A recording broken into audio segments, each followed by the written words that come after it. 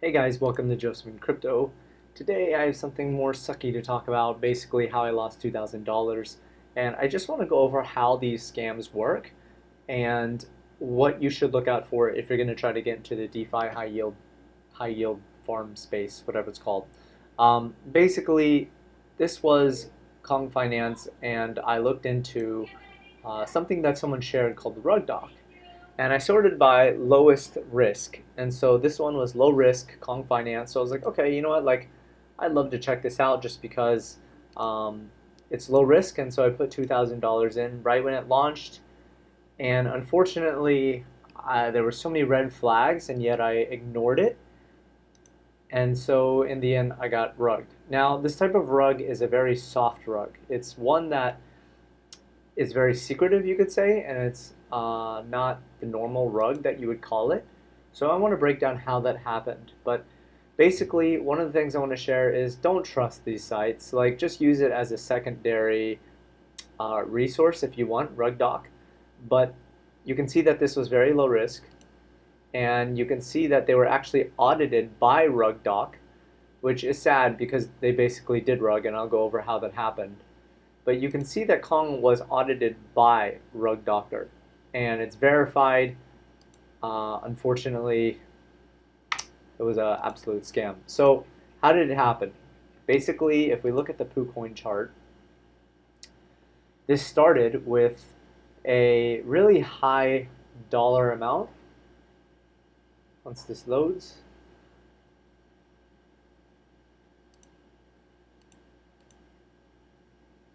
so you can see here that this started off at like what? Not sure what the starting price was. It looks like it's lower than it started. Shot up all the way to $144. I actually bought a little bit at $45, and then I started buying on the way down. Very stupid move, but unfortunately that's what I did.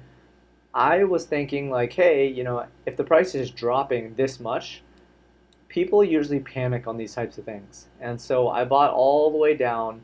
I had the opportunity to actually sell at 25 and break even, and yet I didn't. But I want to go over how this actually happens and what you should look out for if you're going to try to farm. So the first thing to note is that this started out with an APY of like 100,000, and that should already be a red flag to you. Obviously, this type of stuff goes down, but what I've realized through doing a lot of these yield farms is you're trying to look for something that, and by the way, the reason why it wasn't like my greed kicked in, and I was like, oh, well, like I know this number is going to go down, so you can see that all these are lowered. These are originally like, I don't know, 5,000 plus. I was like, look, once people provide liquidity, this is going to go down, and the APR will stabilize to something solid. But the problem is when you buy Kong, right? You're putting money into this.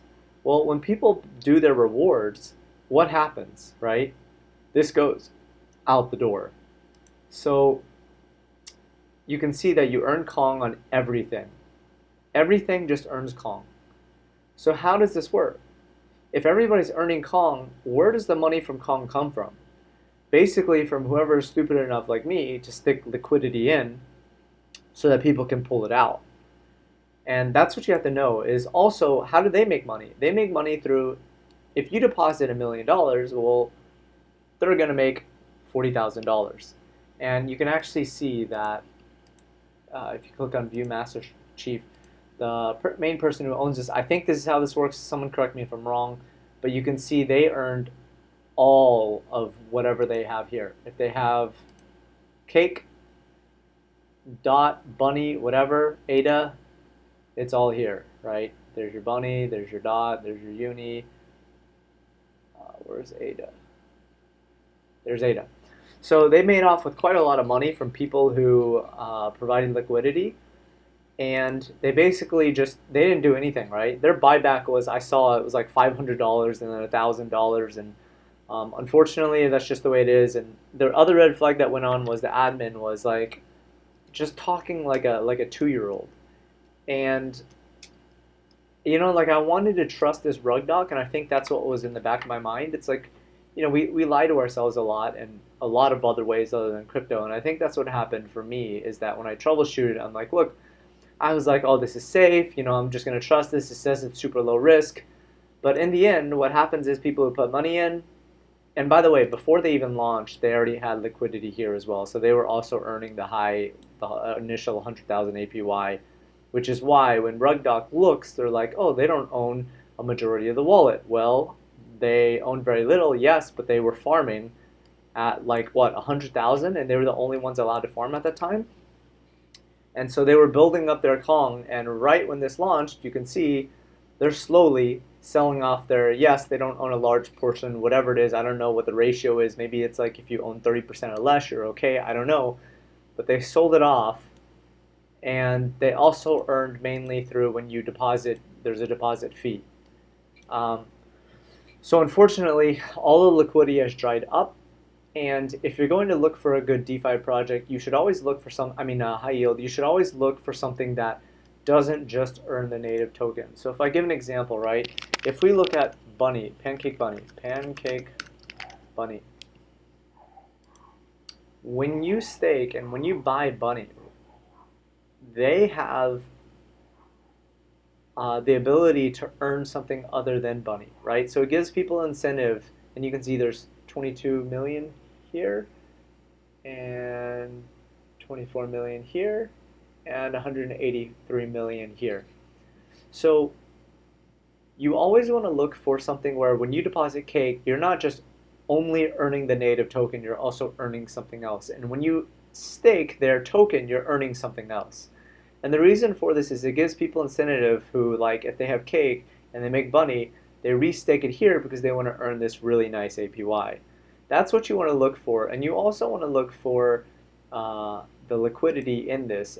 This won't bring me to PooCoin. But you can just be like, for this one, this is an obvious no because, dang it, the PooCoin's gone. Because you can see the liquidity slowly dropping. And when you think of where this money goes, you realize that it's just going straight to those who are trying to mine, and they pay this huge fee. So this model as a whole doesn't work. And even just the chat itself, right? These people are like saying, ape in big, go big. Right here, right? It says like ape big, harvest early, whatever. And they name themselves as like anti-whale, anti-bot control, next generation, automated liquidity, whatever, buyback completed. You can see they're at 2 million. They just launched, by the way, and they're already at 1.3 because people are realizing there's a scam. They also stopped commenting on the Telegram group in general. But I hope this helps in some way. If you're going to want to get into high yield, my personal opinion is you should probably look into Pancake Swap, because you can still farm a solid, high yield. I think it's 120 on Pancake Swap, but you can also use that in all the other high yield stuff out there, like Bunny. You can just stick your Cake into Bunny and earn Cake plus Bunny. Say you want Bunny, or you can also buy Bunny. Personally, the yields that I own are going to be Bunny, Egg, Goose Egg, Cake, and then Merlin. These are great projects that I really like. Fortunately, I lost $2,000, and it hurts and it sucks because, it just doesn't feel good to get rugged, scammed, whatever you want to call it. This wasn't a full-on rug, but it was a very secretive type of rug. So, this space is going to be occupied with a lot of that stuff. Unfortunately, I hope people do realize, though, that when you earn money in this type of way, you're going to get an adrenaline hit for sure. Like these people who earn 650,000, they're going to get an adrenaline hit, but afterwards they're going to feel like shit. Like their life is going to be, they're going to feel this void, and maybe they don't. Maybe they're not aware of it, and maybe they just live a shitty life unaware. That's possible too. I've met actually quite a lot of rich people in my life, and I can say that the people who earn money the right way are the ones who are the most fulfilled and who work on self-development and whatnot. But unfortunately, there are these types of people out there, and I'm more disappointed in myself for getting scammed. But you live and you learn. So I hope this helps. Thank you guys.